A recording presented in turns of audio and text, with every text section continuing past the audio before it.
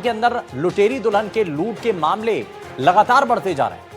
धौलपुर से एक ऐसा ही मामला सामने आया जिस दुल्हन को एक परिवार अपने घर का सदस्य बनाकर लाया, जिस दुल्हन पर सबने प्यार लुटाया, उसी दुल्हन ने इस परिवार का विश्वास तोड़ दिया और खाने में नशीली चीज मिलाकर परिवार को खिला दी और इसके बाद वो फरार हो गए।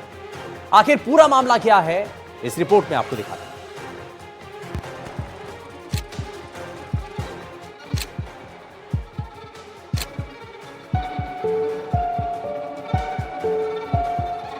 धौलपुर जिले के कोलारी थाना क्षेत्र के पेफेरा गांव में अजीब मामला देखने को मिला है। सुहागरात को दुल्हन पति और उसके सभी परिजनों को खाने में नशीला पदार्थ खिलाकर रात में ही घर से बड़ी बहन के साथ फरार हो गई। सुबह जब परिजनों को होश आया तो घर में सामान बिखरा हुआ देखकर होश उड़ गए। पति और दूसरे परिजनों को अस्पताल में भर्ती कराकर मामले से पुलिस को अवगत कराया गया। पुलिस ने मामले की गंभीरता को देख दुल्हन और उसकी बड़ी बहन उसके साथ ही बिचौलियों को पकड़ने के लिए दबिश दी। आगरा से पुलिस ने बिचौलियों को दबोच लिया है। अब आपको बताते हैं कि ये पूरा मामला आखिर है क्या। पेफेरा गांव निवासी सोनू कुमार की शादी 6 दिसंबर को हुई।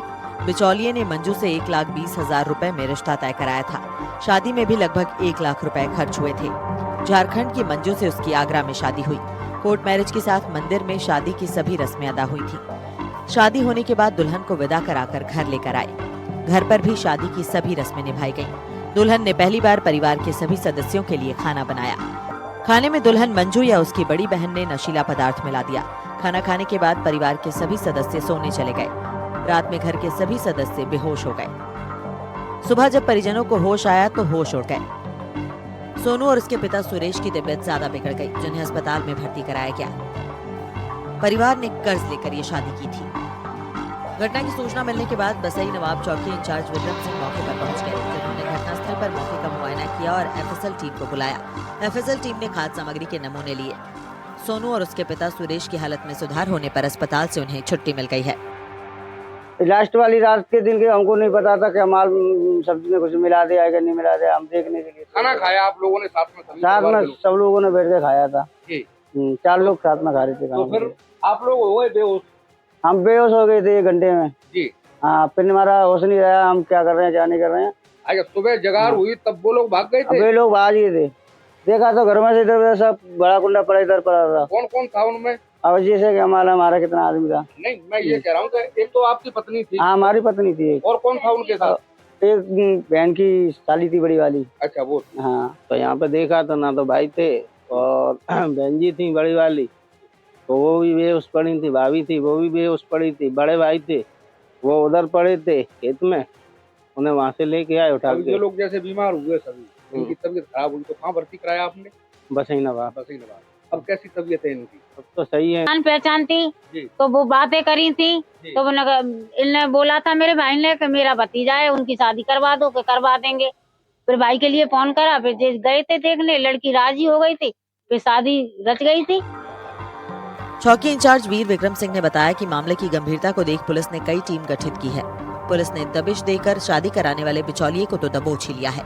दुल्हन और उसकी बड़ी बहन की पुलिस तलाश कर रही है और दोषियों को किसी भी सूरत में बख्शा नहीं जाएगा। मैं सूचना मिली कि सोनू सनोप सुरेश जाति कोली निवासी पिपरेरा के घर में परसों एक दुल्हन आई थी, जो रोटी गोभी की सब्जी में कुछ नशीला पदार्थ नींद की गोलियां खिला के घर से निकल गई। हम मौके पे आए, एफएसएल टीम बुलवाई गई, मौखिक कार्रवाई की गई। इनके घर की बाद कार्रवाई, इनसे तलाशी लिवाई गई तो इन द्वारा बताया कि हमारा कोई जेवर और पैसे नहीं लेके गई, खाली हाथ गई है और इनसे रिपोर्ट के लिए निवेदन किया गया। जैसी सूरत होगी, जैसी रिपोर्ट आएगी, कार्रवाई अमल में लाई जाएगी। न्याय मिलना चाहिए हमें। कानूनी कार्रवाई क्या? कानूनी कार्रवाई बोल के गए चौकी पे। बड़े भाई हैं हमारे, वो आगरा से आए हैं बिचौलिया को लेकर, उसे बिचौलिया को बंद कर लिया और बड़े भाई को भी बंद कर लिया। तो बहरहाल हमारे साथ सोनू का परिवार था और कह सकते हैं कि परिवार अभी भी कह सकते हैं भय का माहौल है।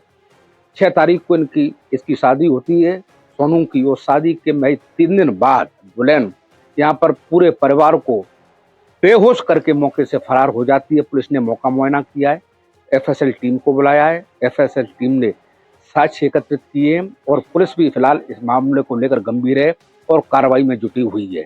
धौलपुर से नीरज शर्मा, एनडीटीवी के लिए।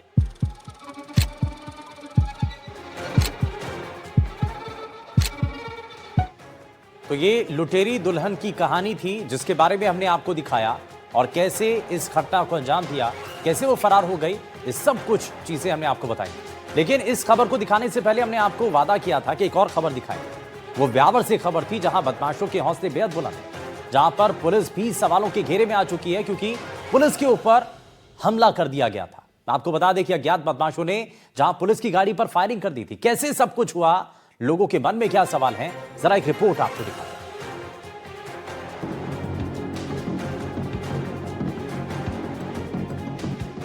ब्यावर के विजयनगर क्षेत्र में सोमवार देर रात NH-48 पर रात में गश्त कर रहे 112 वाहन चालक पर अज्ञात बदमाशों द्वारा फायरिंग की सनसनीखेज घटना सामने आई है। जानकारी के मुताबिक विजयनगर थाना क्षेत्र में तैनात निजी वाहन चालक सीताराम को पेट के नीचे गोली लगी, जिससे वो गंभीर रूप से घायल हो गया। मौके पर मौजूद टीम ने उसे तुरंत प्राथमिक उपचार दिलाया, जिसके बाद उसे अजमेर के जवाहरलाल नेहरू अस्पताल रेफर किया गया। चिकित्सक फिलहाल सीताराम का इलाज कर रहे हैं और उसकी स्थिति खतरे से बाहर बताई जा रही है। विजयनगर क्षेत्र में पुलिस की गाड़ी के संविदा ड्राइवर पर हुए जानलेवा हमले से इलाके में सनसनी फैल गई। बदमाशों ने पहले ड्राइवर के सिर पर वार कर उसे घायल कर दिया, फिर सामने से गोली मार दी। गोली सीने से होकर पेट में फंस गई। गंभीर हालत में उसे अजमेर के JLN अस्पताल भर्ती कराया गया है।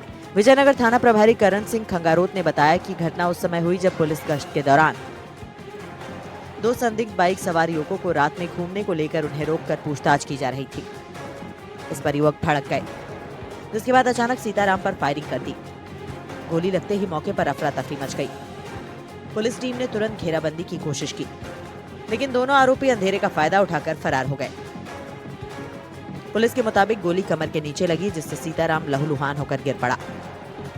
गश्त के दौरान डीओ और 112 के ड्राइवर गश्त में गए थे। बाद गश्त वापस लौट रहा था। 2 सस्पेक्ट लोग रास्ते में मिले मोटरसाइकिल से। इन्होंने रोक के उससे पूछताछ की और पूछताछ के दौरान जो सस्पेक्ट थे उन लोगों ने फायर कर दिया। उसके ऊपर घायल हुआ है, जिसको JLN में भर्ती और मुकदमा दर्ज कर लिया। अनुसंधान जारी, तलाश की जा रही है। फायरिंग करने वाले अज्ञात बदमाशों की तलाश के लिए पुलिस की टीमें गठित कर हाईवे पर सर्च ऑपरेशन शुरू कर दिया गया है। NH-48 पर लगे CCTV, टोल नाकों पर उपलब्ध कैमरा फुटेज और आसपास के एरिया की रिकॉर्डिंग की जांच की जा रही है। थाना प्रभारी खंगारोत ने बताया कि एक हमलावर की पहचान कर ली गई है और पुलिस उसके ठिकानों पर दबिश दे रही है। ब्यावर के विजयनगर में NH-48 पर रात्रि गश्त के दौरान 112 वाहन चालक सीताराम पर अज्ञात बाइक सवारों ने फायरिंग कर दी। गोली पेट के नीचे लगी। हालत फिलहाल खतरे से बाहर है। पूछताछ किए जाने पर आरोपी भड़ककर फरार हो गए। पुलिस ने हाईवे और टोल नाकों के CCTV फुटेज खंगालना शुरू कर दिया। एक हमलावर की पहचान हो चुकी है और टीमें उसकी गिरफ्तारी के लिए अलग अलग जगहों पर दबिश दे रही है। NDTV राजस्थान, अजमेर से पवन अटारिया।